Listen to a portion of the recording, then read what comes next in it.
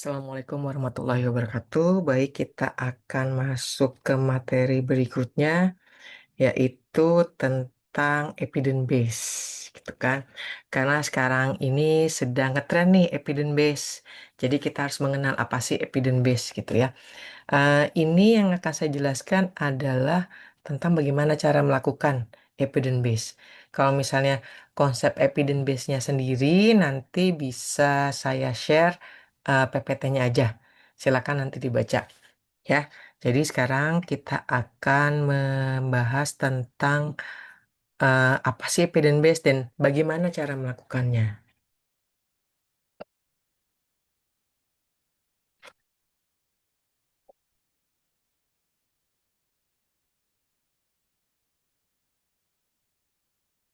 Oke, Evidence Based Practice Nursing atau EBPN atau juga biasanya disingkat jadi EBN. Ya, sebenarnya si EBN ini diawali oleh profesi saudara kita tertua yaitu dokter dari evidence based medicine. Kemudian nursing juga melakukan evidence based practice nursing didasari oleh banyaknya hasil-hasil penelitian saat ini. Ya, karena mahasiswa pasti akan melakukan penelitian, kemudian perawat juga akan membuat penelitian gitu kan.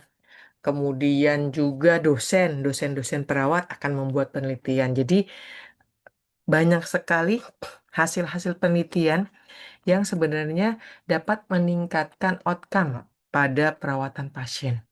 Gitu. Tapi sayang sekali nih, ini tidak dimanfaatkan walaupun kita tahu kualitas dari masing-masing penelitian ini berbeda-beda. Jadi kita akan bahas sekarang apa yang dimaksud dengan praktik keperawatan berbasis fakta atau basis riset atau yang disebut juga dengan evidence base. First thing first, kita pengen tahu dulu apa itu EBN, kemudian bagaimana melakukannya. Mungkin ini akan menjadi pertanyaan, apa sih EBN? Barangnya kayak gimana sih? Gimana sih cara melakukannya? Susah nggak sih? Kayaknya ribet gitu kan.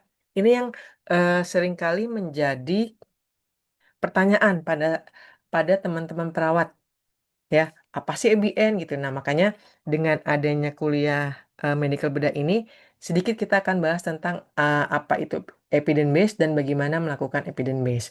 Yang pertama, apa itu EBN? EBN adalah pendekatan sistematik yang menerapkan hasil penelitian sebagai bukti mutakhir dalam membuat keputusan. EBN juga merupakan metode terintegrasi dari hasil penelitian sistematis untuk memfasilitasi pengambilan keputusan yang didasarkan pengalaman klinis dan kondisi pasien. Ya, jadi dia memang berdasarkan hasil penelitian gitu. Apakah cukup hasil penelitiannya satu aja? Nanti akan kita bahas. Ya, karena yang diharapkan itu tidak hanya satu. Kalaupun misalnya satu, dia harus memenuhi kelayakan studi atau critical appraisal. Jadi dia harus memenuhi critical appraisal dulu, baru boleh diterapkan. Apakah sudah sesuai? Nanti kalaupun sudah memenuhi critical appraisal, dia harus apakah ini valid, reliable, atau bahkan yang terakhir nih kuncinya yaitu aplikabilitas. Dapat nggak sih digunakan di pasien saya? Gitu. Ya, oke. Kemudian masih menurut pengertian evidence base adalah penggunaan bukti untuk mendukung pengambilan keputusan pelayan eh, di pelayanan kesehatan. Jadi buktinya itu apa? Hasil penelitian, kemudian juga bisa konsensus, mungkin bisa juga hasil pakar gitu kan. Itu bisa digunakan karena nanti ada yang namanya golden standard untuk evidence base. Ya, nanti untuk mahasiswa S1 nurse itu golden standarnya nggak sampai RCT untuk penelitiannya, tapi cukup di penelitian-penelitian yang kuasai atau kuasi eksperimen gitu. Ya, kemudian si Melnick menyebutkan adalah penggunaan bukti eksternal, internal, serta manfaat dan keinginan pasien untuk mendukung pengambilan keputusan di pelayanan kesehatan. Nah, saya lebih prefer menggunakan ini karena ada bukti eksternal, bukti internal, clinical expertise, serta manfaat dan keinginan pasien. Gitu. Jadi ada tiga ini yang kalau digambarkan seperti ini nih.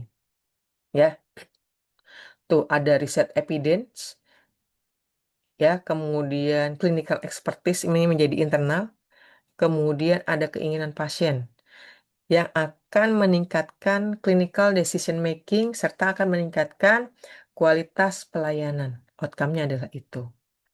Nah, untuk si ABN ini sebenarnya modelnya banyak, banyak banget. Ini ada beberapa, ada model Stadler, ada model LOA, kemudian ada model perubahan ABP, ada model ARCC atau Advancing Research and Clinical Practice Through Close Collaboration. Kemudian ada model VARIS, Promoting Action on Research Implementation in Health Services. Kemudian ada model Clinical Scholar. Kemudian ada model John Hopkins Nursing in ABP, serta ada Kitson model. Yang akan saya jelaskan yaitu yang model Stadler. Nah, ini adalah model Stadler model. Ya, di Stadler model itu ada tahap persiapan, kemudian ada tahap validasi, ada tahap comparative evaluation atau decision making, kemudian translation atau application, serta yang terakhir adalah evaluasi. Ya, bagaimana melakukannya? Kita sebelum melakukan itu kita harus mengenal dulu apa saja yang diperlukan. Ya, yang pertama itu kita harus mengenal apa yang disebut dengan database, kemudian kita harus mengenal tentang research manager, kemudian mengenal tentang appraisal tools. Ya, kalau sudah kita tahu tools yang akan kita gunakan, kita tentukan topik. Topik ini disesuaikan dengan clinical expertise. Ya, kalau misalnya saya adalah perawat spesialis medical bedah, khususan onkologi. Kalau sekarang sih udah ada namanya spesialis onkologi ya.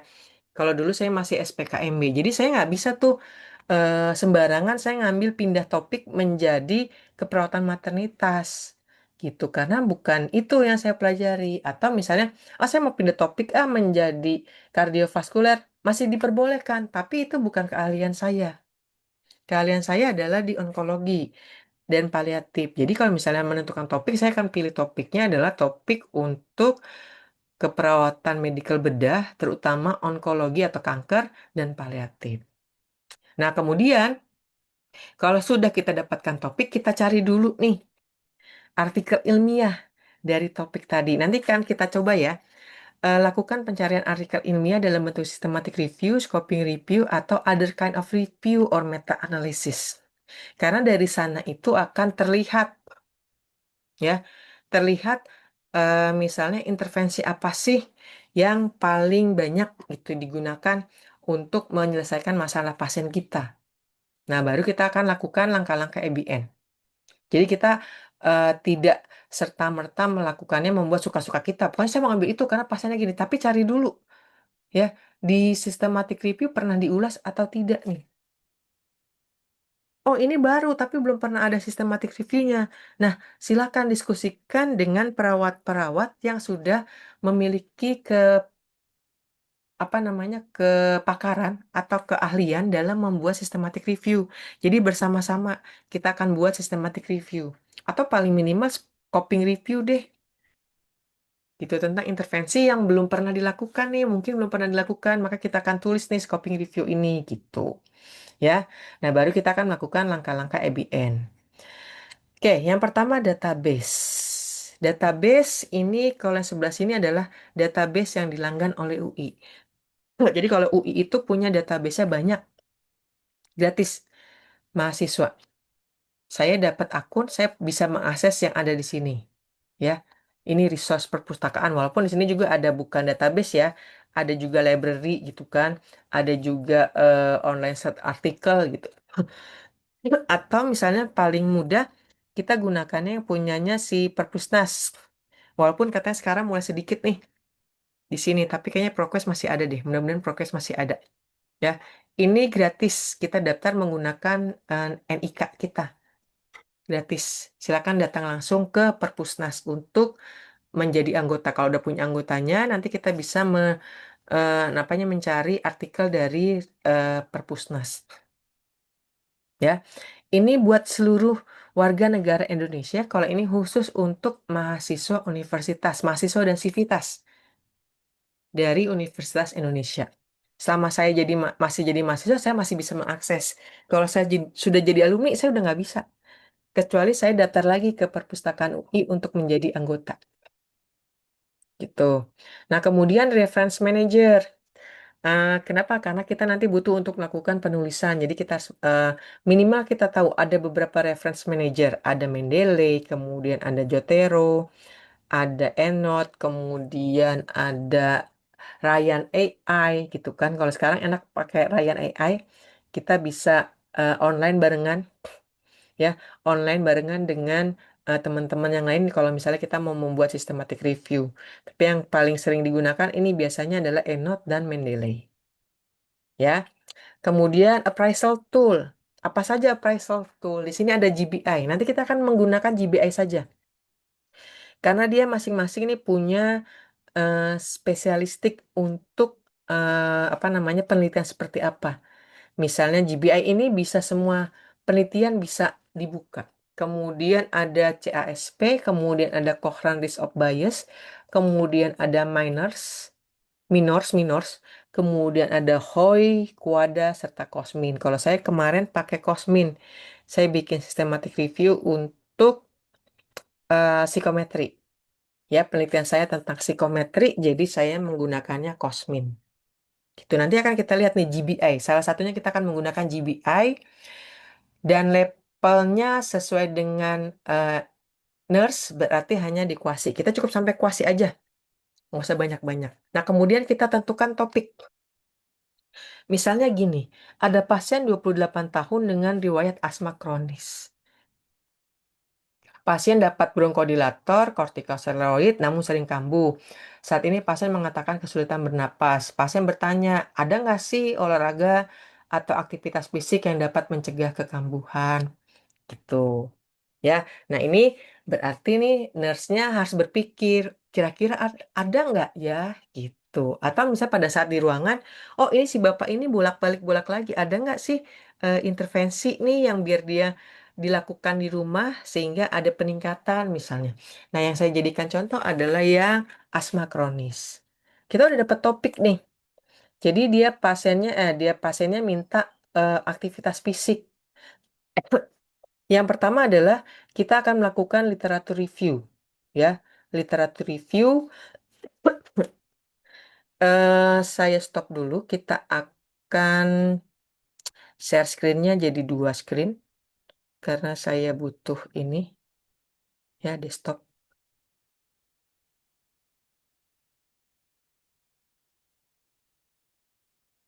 Saya butuh desktop, jadi saya akan coba share.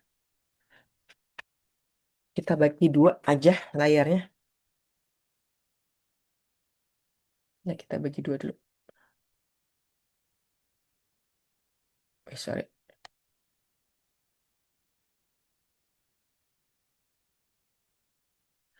Ini kita escape dulu. Oke ya. Tadi sampai ke sini topik. Nah, ini dia. Biar kelihatan. Kemudian di sini,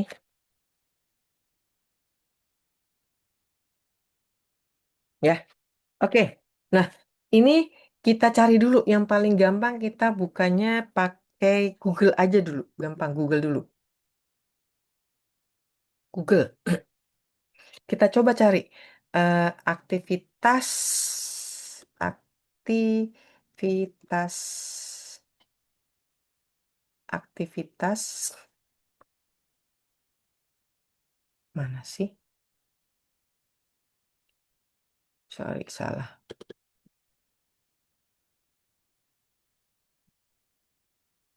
Kita cari dulu aktivitas fisik dan asma. Hmm. Ya, ini kalau kita menggunakan Google secara umum. Tuh, 8 olahraga, ada 7 olahraga gitu kan untuk latihan fisik yang aman bagi penderita asma gitu. Nah, ini yang mana sih yang paling bagus? Nah, sekarang kita bukanya apa namanya? Kita buka dari Google Scholar. Sekarang di close dulu. Kita buka Scholar. atau Google Cendekia boleh ya. Ini kalau saya next nih, tuh, lakukan literatur review, cari tentang aktivitas fisik ya. Nih, asma dan aktivitas fisik. Kita cari tuh ya. Ini dapat nih. Ini salah satu judulnya adalah Jurnal Aiska. Nanti kita cari yang systematic review, berarti pakai dan lagi. Sistemat.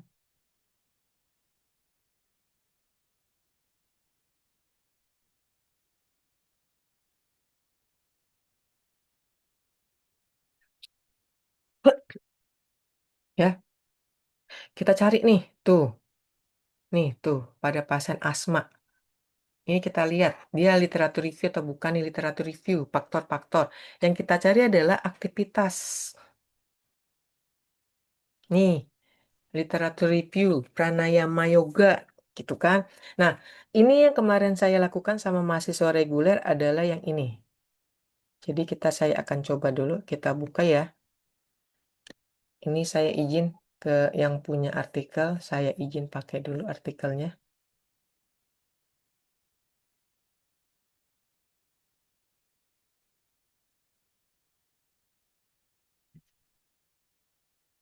Oke, kita buka dulu di sini.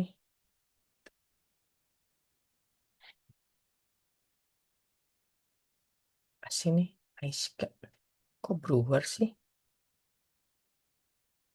Ini yang saya mau copy.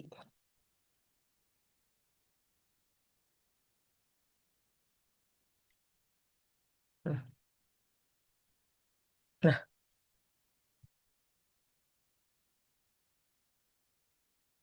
nih dia. Manajemen keperawatan sesak napas, literatur review. Ya, literatur review. Ini bisa dipakai. Ya, jadi ini bisa dipakai. Kita lihat di sini. Jadi hasilnya apa saja? Bahwa hasil literatur review bahwa intervensi untuk mengurangi sesak napas antara lain adalah teknik napas dalam, pengaturan posisi, respiratory muscle stretching, teknik pernapasan Buteyko, latihan batuk efektif pada nebulizer, teknik relaksasi napas dalam, dan terapi guided imagery.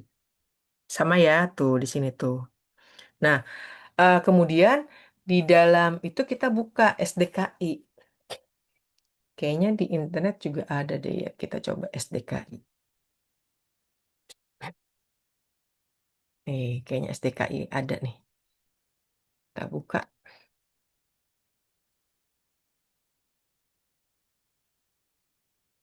Kita lihat di sini pola napas tidak efektif. Oke, di dalam pola napas tidak efektif itu penyebabnya ini ya, kita udah dapat nih, kita angkat satu nih, kita ambil. Nah, sekarang kita cari sikinya.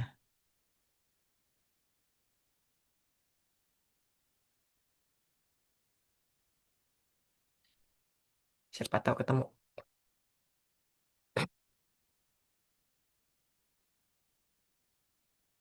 Nih, inilah ya. Ini coba ada nggak pola napas tidak efektif. Ini definisi subjektif. Saya nyari yang intervensinya. Oke lah, kalau nanti dicek aja.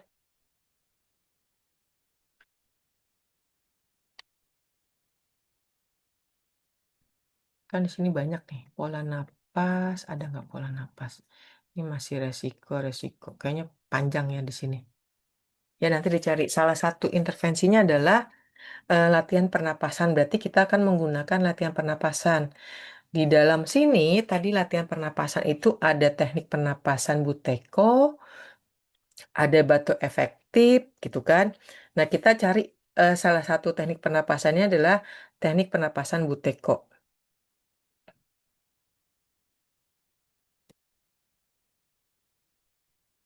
Nah, Kalau sudah, kita sudah tetapkan ya, berarti kita nanti akan melakukan teknik penapasan Buteyko misalnya, Buteyko. Nah, selanjutnya adalah kita formulasi pertanyaan, mencari sumber, critical appraiser, melakukan MBN, evaluasi hasil, dan diseminasi hasil. Ini sesuai dengan tahapan dari Stadler. Yang pertama, kita membuat PICO Principle, ya. PICO Principle yaitu populasi atau pasien, ya, atau partisipan, intervensi atau indikator, komparator atau kontrol kalau ada, serta outcome. Ini kalau secara teori seperti ini, saya gedein dulu karena nanti saya masih butuh untuk mencari. Kita buka GBI. Gitu ya, kita buka GBI. Ini PICO, ya.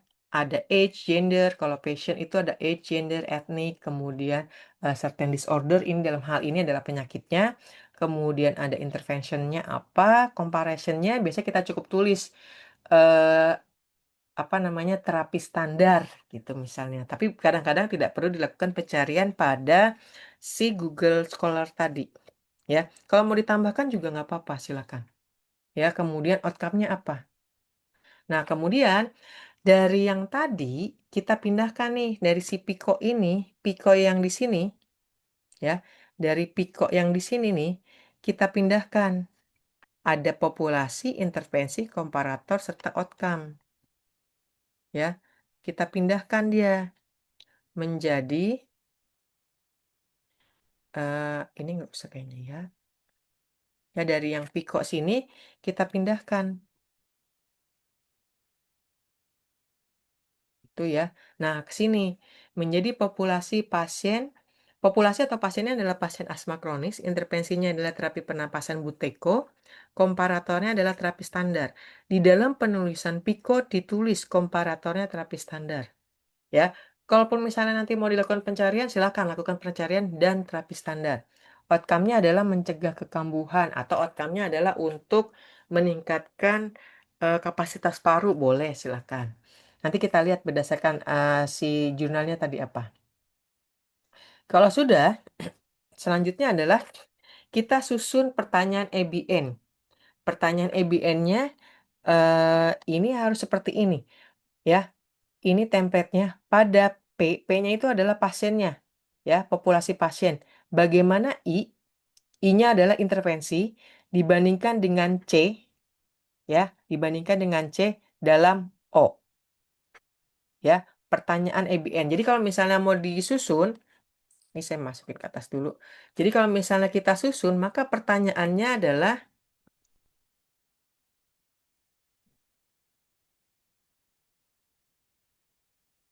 pertanyaannya kita susun menjadi pada P-nya adalah pasien dengan asma kronis. Bagaimana intervensinya adalah terapi pernapasan Buteyko dibandingkan dengan terapi farmakologis atau di sini saya mau ganti tadi terapinya terapi standar ya. Coba saya lihat dulu.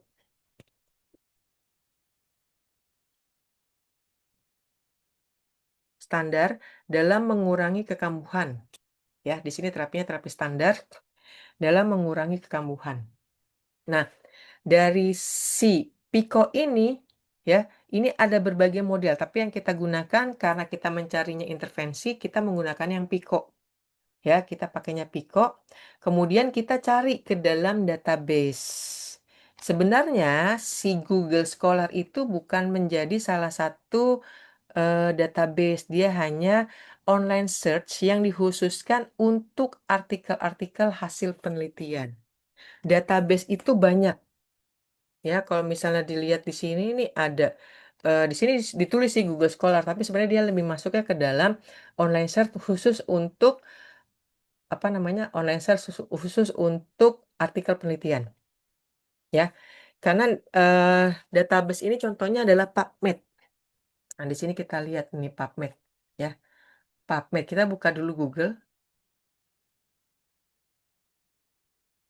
google.com, kemudian kita ketik PubMed. Kita klik. Kenapa dia menjadi sebuah database? Karena di sini tulis National Library of Medicine. Ya, semua medicine. Dan bedanya nanti dengan si Google Scholar itu kita nggak bisa melakukan bulky, apa namanya, kita download hasil pencarian kita secara banyak gitu. Tapi kalau si PubMed nanti bisa. Nih contohnya tadi saya mau cari ini ya, asma. Kalau asma berarti harus menggunakan bahasa Inggris. Asma and ini kalau asma aja nih. Asma and buteyko. Coba dilihat, ini ada filternya, dimatiin dulu.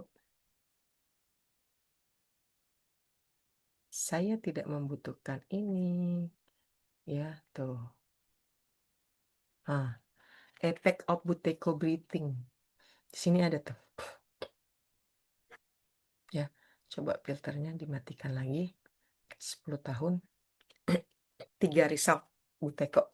Ya. Kenapa dia menjadi sebuah database? Ini coba dilihat di sini. Ya. Saya tinggal send to. Send to citation manager. All result on this page. Gitu. Kalau misalnya datanya nanti ada ratusan, ribuan, dia gampang, tinggal dikirim aja ke reference manager. Nanti dia bentuknya dalam bentuk RIS kalau nggak salah ya, saya lupa.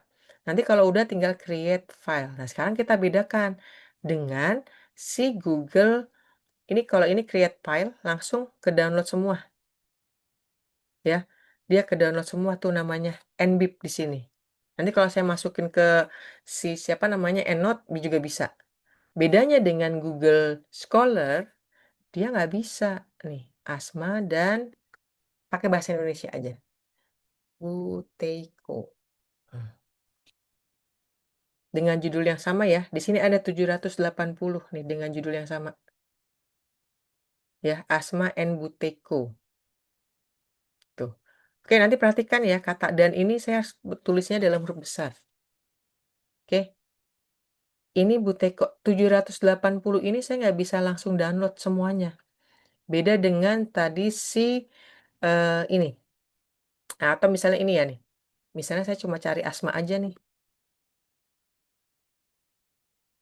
Ada 11.000. Ini saya bisa send to citation manager all result.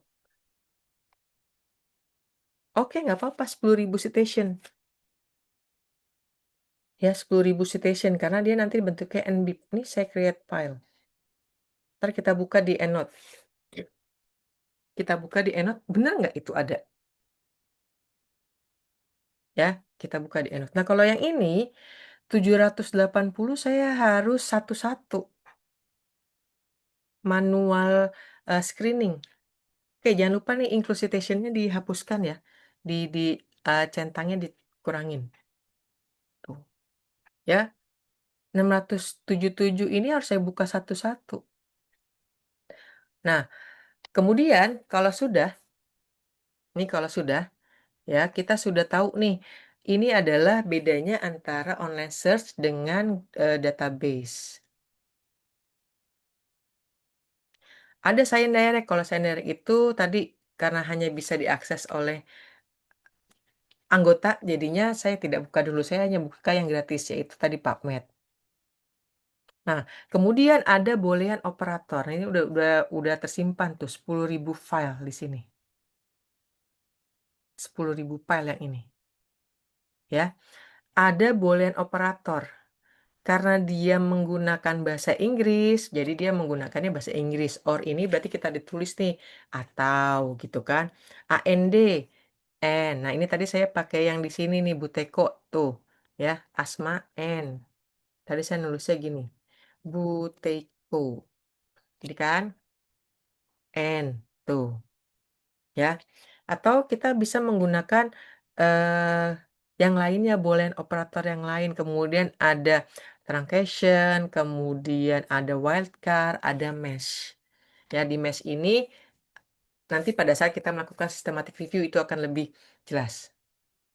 Oke, itu yang disebut dengan ini AND-nya adalah nih AND yang ini nih, AND yang ini adalah namanya boolean operator. Kemudian dan Dan yang ini nih, yang huruf besar adalah boolean operator dan dia harus dituliskan dalam huruf besar, sehingga dia menandakan dia adalah boolean operator bukan frasa, menjadi satu gitu ya. Oke, itu yang disebut dengan boolean operator. Oke, kita sudah kenal. Kemudian apalagi nih? Next. Gunakan reference manager. Nah, kalau si siapa namanya? Kalau si Google Scholar ini satu-satu kita download di sini. Nih, tinggal diklik di bawah sini. Misal saya mau masukin ke dalam EndNote, saya tinggal klik aja nih EndNote. Gitu. Ini jadi ribetnya kalau menggunakan Google Scholar. Ya, karena harus satu-satu. Dari 667 ini, 677 ini. Ya, kita gunakan Google Scholar. Nah, oke, sekarang sebelum kita masuk ke sini, maka kita pertanyaannya tadi kan masih kurang ya. Kalau misalnya kita lihat tadi di sini nih, kita ada Butekonya pengkajiannya ini. Nih, ya, terapi standar dan biar cepet kita pakainya ini. Kuasi eksperimen. Menjadi 45 result. Oke, ada 45 result yang akan kita gunakan. Ya, tuh ada 45 result nih. Ini ada repositori, kita nggak boleh menggunakan repositori, dia harus berupa sebuah jurnal. Ya, bedanya repositori itu yang tadi tuh, yang kayak misal perpustakaan kita, Bani Saleh punya repositori. Gitu, itu untuk hasil-hasil skripsi mahasiswa KTI dan KIA, repositori. Jadi kita hanya menggunakan yang berupa dari artikel dari jurnal. Ini harus kita buka satu-satu nih. Bener nggak dia pakai kuasi eksperimen? Gitu kan? Oh, ini literatur review, ini nggak boleh dipakai. Nah, ini nih, kita lihat, oh di sini ada nih, pengaruh latihan pernapasan Buteyko. Ini saya mau cite misalnya. Tuh, tinggal dikirim ke EndNote. Nih, misalnya, oh ini saya mau pakai nih, pengaruh terapi pernapasan. Ini pakai kuasi eksperimen. Kita lihat dulu nih, judulnya bagus, coba sesuai tidak? Gitu kan? Kita tinggal lihat sesuai atau tidak. Kita buka aja dulu satu. Oh, oke, ada pretest, posttest, kuota sampling, sip. Oke, kita masukin. Berarti ini kita masukin, berarti kita cite. EndNote, masuk dia ke sini. Tuh, Scholar ENW. Ini satu. Terus saya mau ngasih lagi nih. Nah, ini nih. Bunda Delima. Saya nggak tahu nih. Ada nih kuasi eksperimen. Kita klik cite, EndNote. Gitu. Ya, ini nggak bisa semuanya langsung diklik kayak tadi. Yang kayak si PubMed. Ya. Oke, sekarang saya mau masukkan ke dalam apa namanya? Ke dalam reference manager EndNote. EndNote-nya saya buka, create new library. Karena saya pakainya EndNote ya. Save as di sini Asma Buteko. Save. Oke, baru. Nah, dari folder saya yang tadi di sini di-download, saya punya banyak nih tuh, udah ada banyak ya. Nih, yang akan kita masukkan adalah yang belakangnya NBIB. Ini tadi Asma yang ada 11.000 nih. Saya mau coba masukkan. Open with EndNote 21. Kita lihat. Ini 11.000.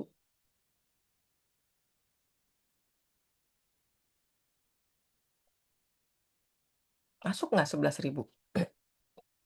Coba importingnya dia agak lama ya. Karena 10.000 tadi ya 10.000 sekian. 10.000 reference. Jelas ya? Kenapa disebut dengan database? Gitu. Nah, ini kalau misalnya mau saya buang, ya buang aja. Saya buang, Ctrl A, saya masukin ke trash semuanya. Udah, hilang lagi dia. Trash-nya tinggal dibuang, udah selesai. Ini ya, tools.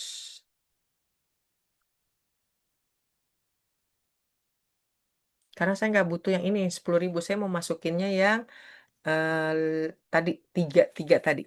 Maka di sini saya bikin dulu ya, my group di sini, create group.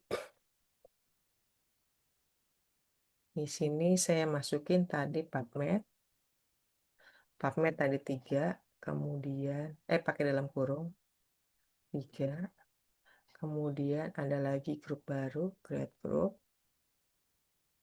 Google Scholar,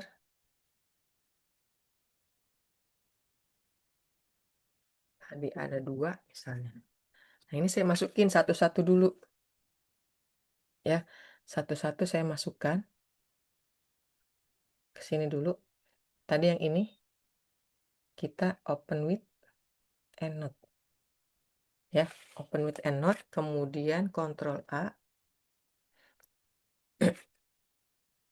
Ini harusnya dia masuknya ke trash dulu, tapi karena di trash saya banyak isinya, saya clean dulu ini. Yes. Oke ya, udah habis, udah hilang semua. Saya tadi imported reference, ini Ctrl A, saya pindahkan ke trash. Dari trash, ini Ctrl A lagi, pindah ke PubMed. Sini. Udah masuk nih. Tuh, PubMed-nya 3. Oke, udah masuk. Kemudian tadi ada dari si Google Scholar. Ini saya blok aja, saya kirim ke Open with EndNote. Ini unfill nih, 2. Tadi harusnya masuknya kalau satu-satu ke situ. Saya pindahkan dulu ke trash. Dari trash, kemudian Ctrl A, kita pindahkan ke tadi tempatnya Google Scholar.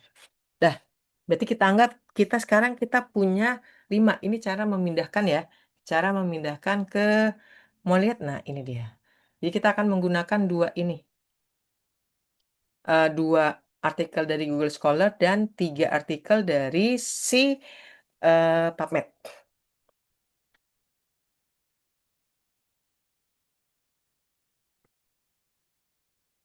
Oke, saya ini dulu.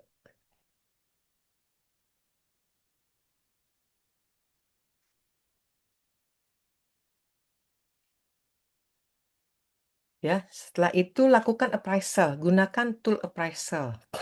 Ya, gunakan tool appraisal di sini. Escape, kita lakukan appraisal. Caranya kita masuk ke GBI.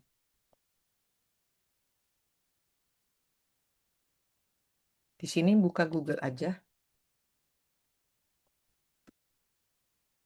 Google.com.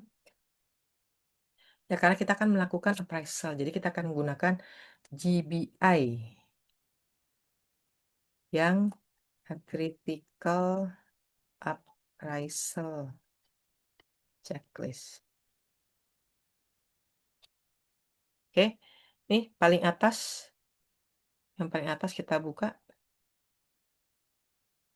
Karena yang kita cari adalah kuasi eksperimen, nanti kayaknya kalau yang di PubMed saya nggak buka dulu, karena yang di PubMed itu saya belum tahu artikelnya kuasi atau yang lainnya, atau jangan-jangan RCT. Jadi kita menggunakannya pakai yang di Google Scholar. Kita cari kuasi eksperimen. Ini 2 kuasi eksperimen. Tinggal di-download. Download. Buka di file folder.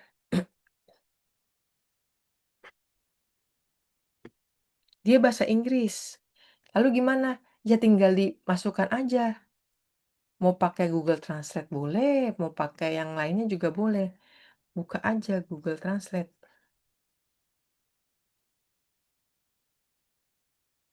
Nih, Google Translate, buka yang ini. Ya. Di dalam Google Translate ini ada teks, ada image, ada dokumen, ada website. Kita pilih yang dokumen. Ya. Tadi filenya yang ini. Masukkan. Translate. Ini kebalik ya. Ininya di tag-nya English, ininya harus Indonesia. Download translation. Kita buka, hasilnya berubah menjadi bahasa Indonesia. Nih, alat penilaian. Kalau yang tadi masih bahasa Inggris yang ini. Tuh, masih bahasa Inggris introduction. Jadi kita akan menggunakan yang bahasa Indonesia ya. Kalau saya ya terserah lah mau pakai yang mana. Kita pakai yang mana nih? Yang mana penilaiannya? Penilaiannya yang ini. Nih, penilaiannya.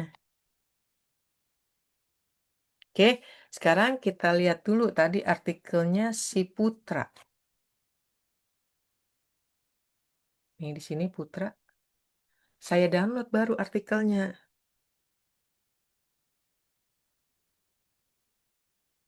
Karena saya butuh PDF-nya. Karena untuk melakukan penilaian.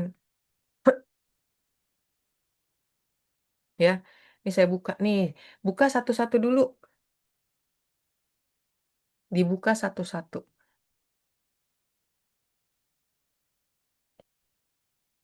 Dibuka satu-satu nih. Kita lihat, apakah dalam penilaian tersebut sudah jelas apa yang menjadi penyebab dan apa yang menjadi akibat? Penyebabnya adalah terapi pernapasan Buteyko terhadap penurunan gejala asma. Ya, jelas gitu kan, jelas. Kita tinggal klik aja sini, klik. Tuh, jadi dia. Apakah ada kelompok kontrol? Sekarang kita lihat, apakah ada kelompok kontrol? Nah, ini dia. Ya, sampel penelitian berjumlah, kita lihat dari abstrak dulu. Berjumlah 20 orang. 10 kelompok intervensi dan 10 kelompok kontrol. Ya, ada. Berarti tulis aja di sini. Ada. Klik. Apakah peserta yang disertakan dalam perbandingan memiliki kesamaan? Coba kita lihat.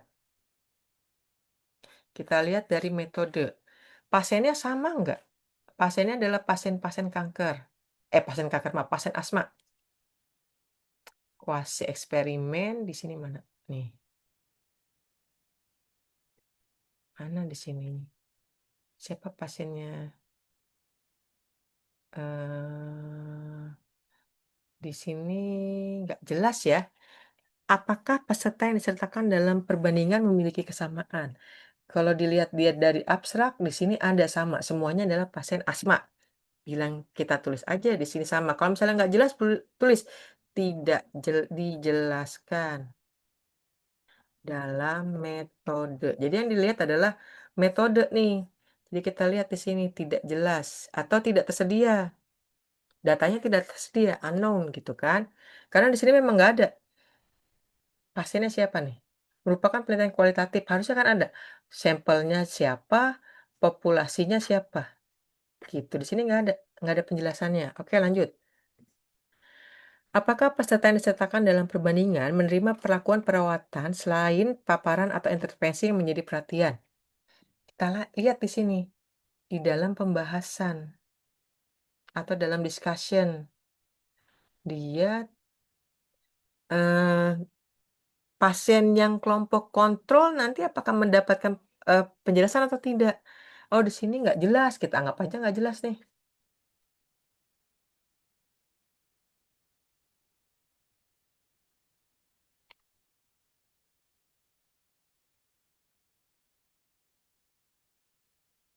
Tidak dijelaskan. Kita anggap tidak dijelaskan. Tidak jelas atau tidak tersedia datanya. Apakah terdapat pengukuran hasil? Oh, di sini ada hasil. Sebelum dan sesudah kita lihat ke hasil. Tuh, ya. Kunjungan ke satu, kunjungan kedua, kelompok kontrol. Ini kan kelompok intervensi. Ada.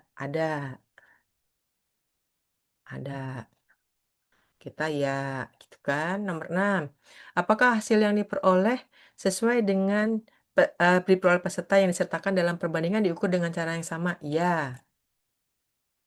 Ya, sama cara ngukurnya. Kunjungan-kunjungannya sama diukurnya. Oke, lanjut. Apakah hasil diukur dengan cara yang dapat diandalkan? Hasilnya dia diukurnya pakai apa nih? Dia mengukur apa? Kita lihat di sini mengukurnya, ya kan, di sini nggak jelas ya.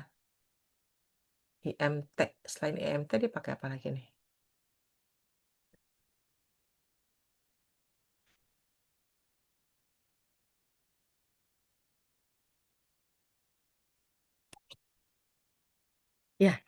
kita tulis aja ya,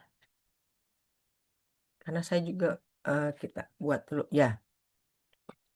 Apakah tindak lanjut telah lengkap dan jika belum, apakah perbedaan antara kelompok dalam hal tindak lanjut telah dijelaskan? Di sini hasil satu tidak dijelaskan. Berarti di sini kita pilih hasil satu. Sorry, bukan di sini. Sini ya, tidak jelas atau tidak tersedia. Kemudian hasil 2 ini kan hasilnya banyak, kita pakai satu aja. Kemudian kualitas. Apakah analisa statistik yang digunakan sudah tepat? Ya, sudah. Nah, terus kesimpulan. Nah, nanti kesimpulannya baru kita buat. Ini untuk yang punyanya Putra. Artikel punyanya Putra. Lakukan pada artikel berikutnya. Tadi ada 2 artikel. Gunakan tool appraisal. Tadi kita sudah lakukan menggunakan tool appraisal. Ya. Kemudian ada tahap 4, PRA, kualitas, reliabilitas, dan aplikabilitas. Ini kita skip dulu. Kita masuk ke sini dulu. Harus sesuai dengan clinical expertise atau keahlian klinis. Jadi tadi saya bilang, jangan perawat KMB, tapi melakukannya untuk intervensi anak, gitu kan. Kalau di ruangan tempat bekerja, tapi kalau jadi mahasiswa ya terima aja. Karena untuk nurse itu adalah nurse generalis, jadi semuanya harus paham. Lihat kebijakan institusi, boleh nggak digunakan? Contohnya saya menggunakan madu pada pasien di ruang isolasi, itu tidak boleh. Karena dianggap madu itu mentah, gitu ya, jadi nggak boleh. Tujuannya untuk apa? Meningkatkan imun gitu kan. Saya udah memberikan bukti, tapi institusinya bilang nggak boleh, ya udah nggak boleh. Karena ada kebijakan institusi yang melarang. Kemudian tanyakan ke pasien, apakah bersedia dilakukan intervensi ini? Ya. Dan yang penting adalah ini, aplikabilitas. Harus pasien, bukan hewan. Karena ada mahasiswa yang mendapatkan artikelnya itu untuk hewan. Saya juga jadi bingung kalau misalnya ditujukan untuk hewan. Kemudian lihat settingnya, rumah sakit, poli, PKM, panti, atau keluarga. Biar tidak tabrakan nih, kalau misalnya KMB berarti settingannya adalah di rumah sakit, di poli, puskesmas boleh, tapi hanya di balai pengobatan. Kalau dia sudah di keluarga, dia sudah di panti, berarti kita serahkan kepada komunitas keluarga. Ya, tuh. Jadi itu harus jelas. Oke, ini tahap 5 evaluasi, tahap 6 diseminasi. Nah, apa yang didiseminasikan? Penyajian hasil. Harus dibuat kompilasi dari minimal 3 artikel tadi. Kita tadi udah ada 5 ya. Ada 5, kalau semuanya dilakukan berarti tadi ada 5. Ada 5 artikel. Sajikan dalam bentuk tabel. Komponen tabel disesuaikan dengan penulisan, umumnya terdiri dari autor, tahun, studi desain, populasi sampel size, setting jika ada di rumah sakit, hospital kah, di community base kah, di hospice kah, misalnya itu harus ada. Kemudian ada age year, tadi kita lihat ada tuh ya, untuk kedua kelompok juga ada, gendernya juga harus ada. Result, result ini yang kita lihat adalah p-value atau nilai yang bermakna. Ini contohnya, tuh included study, ada partisipan. N-nya keseluruhan, intervensinya ada 200, kontrolnya ada 197. Rata-rata usianya adalah 13,4. Ini penelitian yang kedua, ini penelitian yang ketiga. Ini saya ambil dari artikel yang lain ya, ini sebagai contoh aja. Dia menggunakan teorinya, teori ini, intervensinya adalah curriculum based, skill based, settingnya adalah group based di sekolah. Content of intervention adalah sexual risk behavior, sexual cognition, gender norm, relationship, and resilience. Formatnya adalah lecture, berarti pembelajaran di kelas. Dilakukan oleh fasilitator. Durasinya 14 minggu. Ya, outcome-nya yang diukur adalah pengetahuan tentang HIV dan perilaku. Measurement-nya dia menggunakan CAPS, sexual behavior, dari ini pokoknya ini. Ya, ini kalau misalnya kita temukan nih ada measurement-nya apa. Ya. Nah, sekarang kalau misalnya tadi yang punyanya si Putra, kita balik lagi punyanya si Putra ini kita lihat dia hasilnya ada nih, ada ya min median. Min median. Coba saya gedein dulu.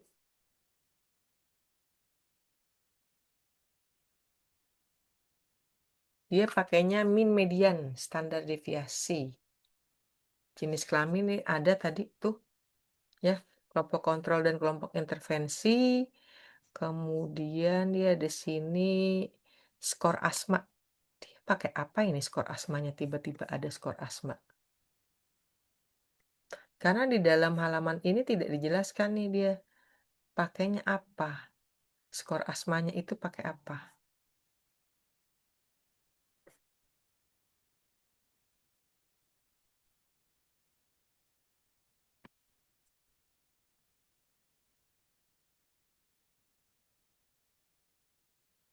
Ya, di sini belum jelas. Oke, sekarang kita cek aja yang misalnya yang punyanya satu lagi. Sini yang satu lagi tadi ada di mana dia? Ini ya, kalau nggak salah. Ini dia nih, Bunda Delima. Kita lihat. Yang tadi punya Bunda Delima. Kita cek dulu. Oke, ini saya kecilin. Kita lihat yang Bunda Delima. Ini hasilnya ya. Metode penderita asma dia diukurnya pakai kita lihat ke metode kajian literatur. Ini apa sih?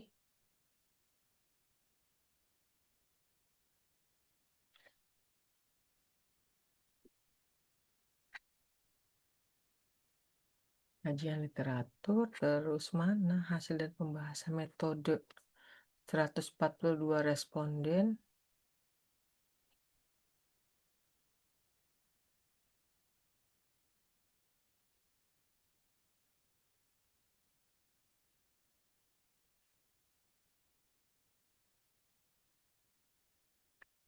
Ternyata dia lebih ke arah ini untuk review ya. Kita cari lagi, balik lagi, kita cari lagi. Nih, ini juga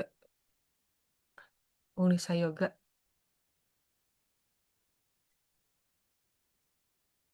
Yuk, Unisa Yoga, Saparikin.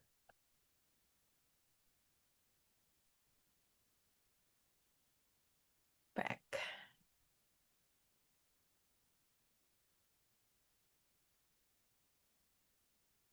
Yang nggak bisa, kita cari yang berikutnya.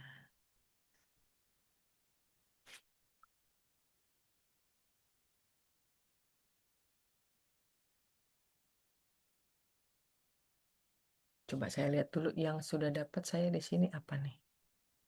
Artikelnya punya siapa?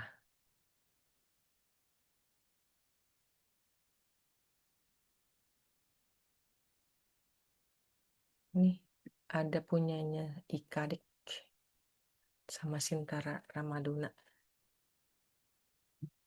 Coba nanti dicari ya Ikadek.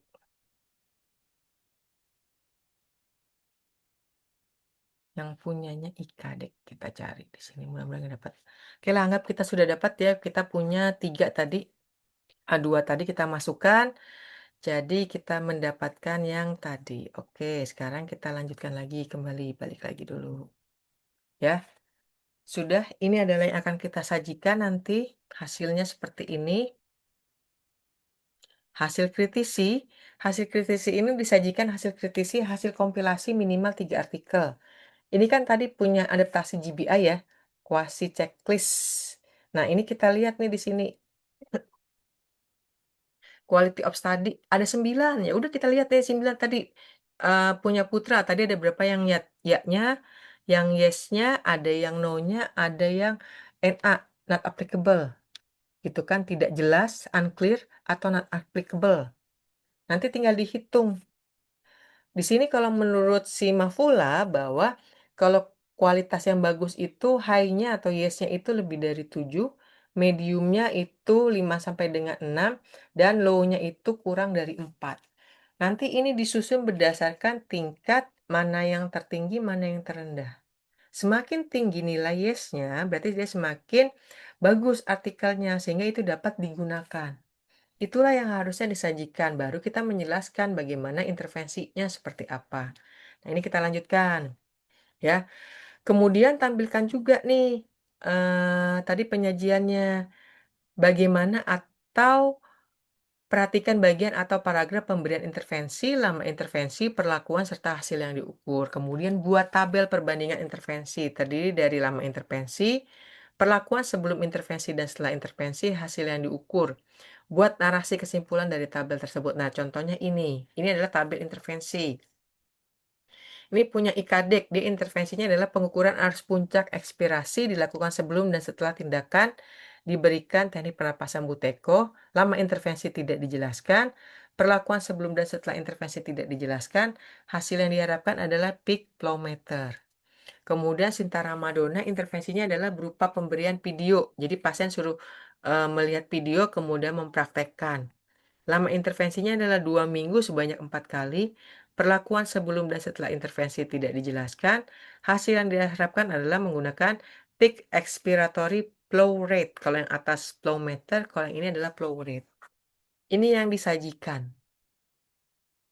Gitu. Jadi dari artikel-artikel tadi kita lihat mana yang bagus artikelnya, kemudian intervensinya itu sebenarnya seperti apa sih? Disimpulkan. Misalnya tadi di sini, ya. Di sini ada 2, berarti sebenarnya si Buteyko itu dapat dilakukan. Kalau misalnya di sini nanti ada 3, misalnya si X gitu ya. Misalnya saya buka dulu nih, misalnya nanti di sini ada 3 nih. Saya tambah lagi misalnya. Ini mau saya tambah misalnya. Nah, ini misalnya punyanya si Bambang misalnya. Bambang, Bambang S. Gitu. Di sini adalah eh terapi Buteyko. Nah, gitu doang nih penjelasannya. Nama intervensinya adalah dia dilakukan selama 3 minggu sebanyak sebanyak 3 kali per minggu. Perlakuan sebelum intervensi tidak dijelaskan.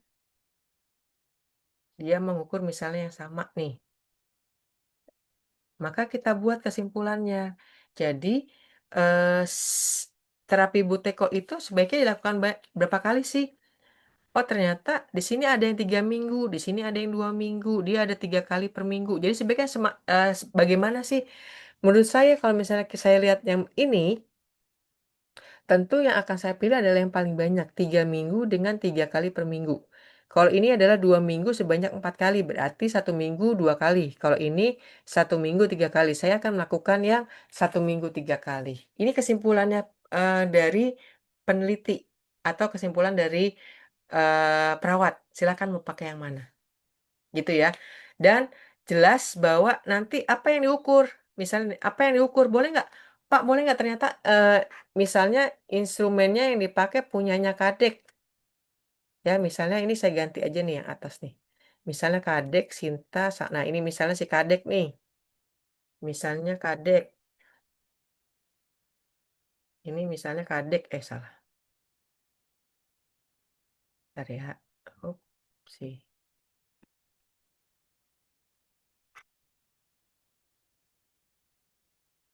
Gimana sih view dulu? Nah, ini saya bikin dulu. Takutnya ini kan yang buat contoh. Oke, nah ini saya ganti nih, saya ganti menjadi Kadek. Oh, Kadek di sini misalnya.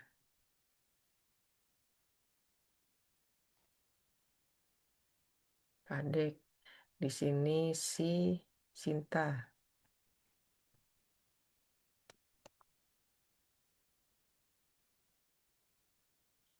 Di sini Bambang.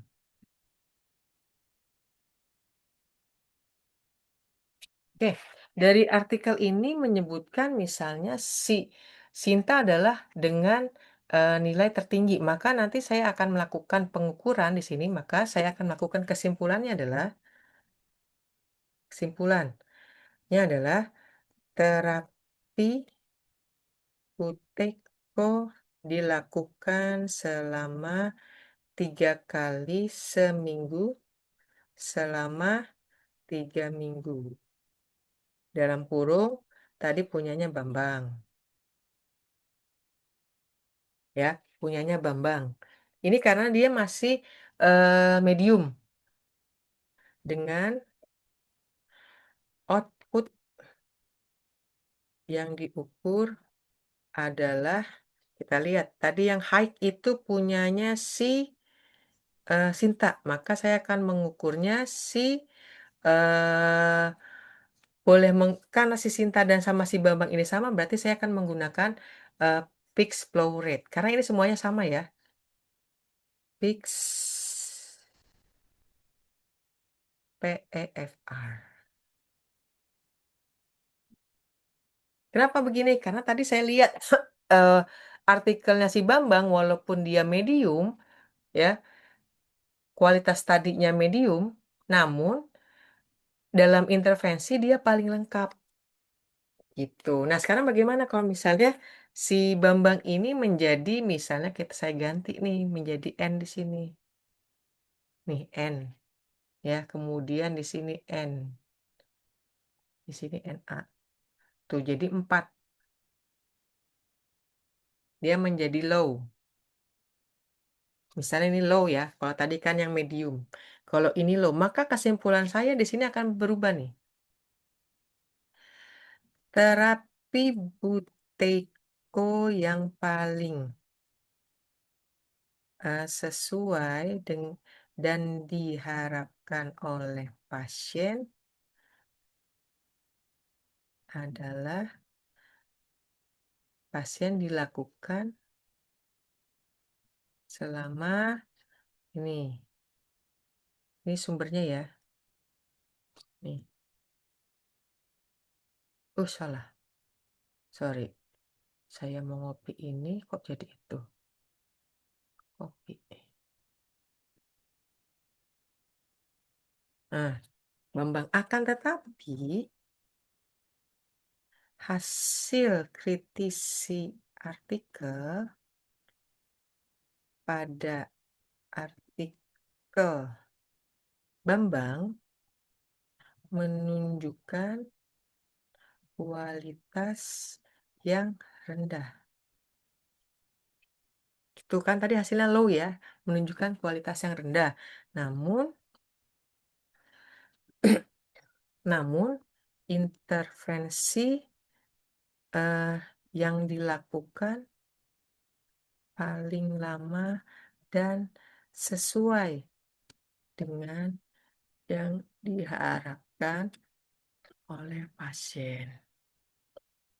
Itu ya. Kemudian sedangkan artikel yang paling baik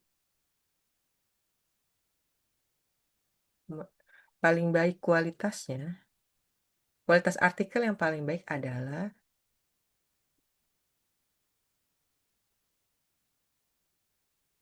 ini bukan kesimpulan, sorry, ini pembahasan.